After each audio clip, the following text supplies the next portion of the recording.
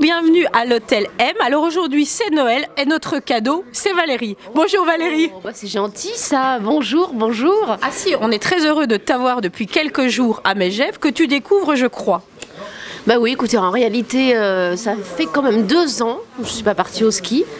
Et puis, j'allais toujours du côté de la Clusaz. Et là, je me suis dit, j'ai entendu parler de Megève, j'ai entendu parler de cet hôtel, en fait, où on m'a dit que c'était génial, l'hôtel M. Et puis, je me suis dit, allez, j'y vais. Voilà, on part avec les enfants. Je peux vous assurer que je ne suis pas déçue. Parce que c'est très agréable, quoi. Très, très agréable. Alors, hier soir, on a fait donc cette conversation secrète à l'hôtel M à nouveau, où tu étais en pleine sortie de film, c'est-à-dire Garde alternée, qui est un film hilarant, je le précise. Oui, oui, les gens rient beaucoup. Et là, j'ai ces derniers échos, là, le week-end, là, ça marche bien. Donc, je suis contente. Oui, absolument. Alors, moi, je l'ai vu, je vous le conseille vivement, puisque c'est quand même un projet de vie assez intéressant, où une femme et une maîtresse s'allient pour partager le mari infidèle. Est-ce que c'est un schéma qui pourrait t'intéresser ?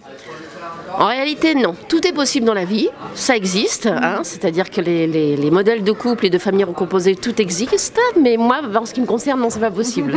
Toi, tu es entière. Je crois bien, ouais. Ouais. Alors, tu as partagé longtemps ta vie, 13 ans, avec Monsieur Cluzet, avec lequel tu as eu 2 enfants, que tu as rencontré au début de ta carrière professionnelle, c'est-à-dire à la sortie du conservatoire. Donc, tu étais dans le bain total de la comédie, etc. Est-ce que ça t'a apporté quelque chose, cette vie avec un acteur de particulier ? Forcément, bien sûr que oui. C'est-à-dire que si je l'ai observé, travailler... faire des choix, par exemple. Moi, je trouve que c'est très important. Oui. La vie en général, on fait toujours des choix. Voilà, donc oui, j'ai appris à ses côtés. Ouais, c'est vrai que c'est un acteur exigeant qui, lui, d'ailleurs aussi, a été pendant une certaine période dans des seconds rôles, mais pointus, qui a explosé, notamment avec Les Intouchables. Et toi, c'est pareil, parce que tu as fait beaucoup de films, beaucoup de théâtre, et il y a eu cette série télévisée, donc je vous rappelle, Fabienne Lepic, alias Bijou, qui t'a fait exploser. Et maintenant, tu as en tête d'affiche, donc 2 gardes alternés, et beaucoup de rôles en perspective. Je crois qu'il y en a un qui t'intéresserait beaucoup, puisque tu aimes les personnages de femmes assez complexes, qui te permettent de donner toute la palette de ton talent, que ce soit la drôlerie, mais aussi la gravité. Oui, j'aimerais faire autre chose, plusieurs choses. Je crois que j'aimerais jouer une espèce de manipulatrice, quelqu'un qui prend la vie de quelqu'un. J'aimerais ça. Ah bon ? Ouais. J'aimerais bien jouer ça. En tout cas, pour en revenir tout à l'heure à ce que tu disais, je pense qu'en effet, j'ai eu la chance de faire Fais pas ci, fais pas ça. Mais voilà, si ce métier, c'est des hauts et des bas, et si je peux faire ce métier aussi agréablement que je le fais, longtemps, c'est merveilleux. Quels sont les rôles que tu as préféré interpréter, qu'ils soient de théâtre, comme dans celui de la pièce de Yasmina Reza, Le Dieu du carnage, où tu as obtenu le Molière du meilleur second rôle. Est-ce que ce rôle-là t'a convenu ? Quels sont les rôles qui t'ont marqué et fait avancer particulièrement ? Bah forcément, c'est la comédie. Fabienne Lepic, évidemment. C'est-à-dire de faire rire comme ça, de pouvoir s'exprimer à 200%, évidemment que ça m'a porté. Voilà. Mais tu parles de la pièce de Yasmina Reza et des rôles énigmatiques qu'on comprend pas tout de suite, pas évident. Oui, j'ai adoré travailler avec Olivia Assayas. Ah oui.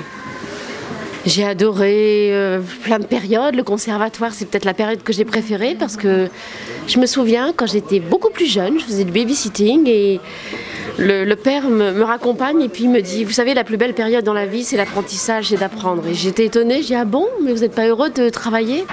Et c'est ce qui me plaît dans ce métier, c'est toujours de découvrir, d'apprendre, d'être curieux. Les répétitions, c'est ce que je préfère. Voilà. Et c'est la recherche d'un rôle, comment le travailler. Tu disais que tu travaillais beaucoup. D'être étudiant dans ce métier, on ne sait pas ce qu'on va faire. Tu as fait le style d'une étudiante qu'on imagine à vélo dans le 6e arrondissement, avec un panier en osier, aller faire le marché bio. Ah, tu vois. Exactement. J'ai mon vélo, hiver-été, j'ai mon vélo. Voilà. Alors Valérie a quelque chose d'une grande fille toute simple, complexe certes, mais toute simple, qui aime la nature. Je crois que ton havre de paix, c'est Trouville. Ouais, j'adore la Normandie, je suis une amoureuse de la Normandie, je suis une amoureuse des arbres. Mais là, par exemple, en arrivant ici dans la montagne, ça fait longtemps que je n'étais pas venue. Ça me fait un bien fou, quoi. Vraiment. Je vois, en tous les cas, tu es resplendissante. Ce ski en famille a l'air de très bien se passer.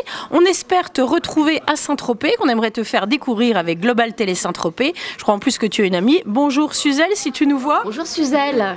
Et on va te dire joyeux Noël. Joyeux Noël, qu'est-ce que tu espérerais comme cadeau ? Qu'est-ce que j'espérerais comme cadeau ? Pas grand-chose, franchement, là je suis au mieux. Un rôle peut-être ? Ah, un rôle, oui.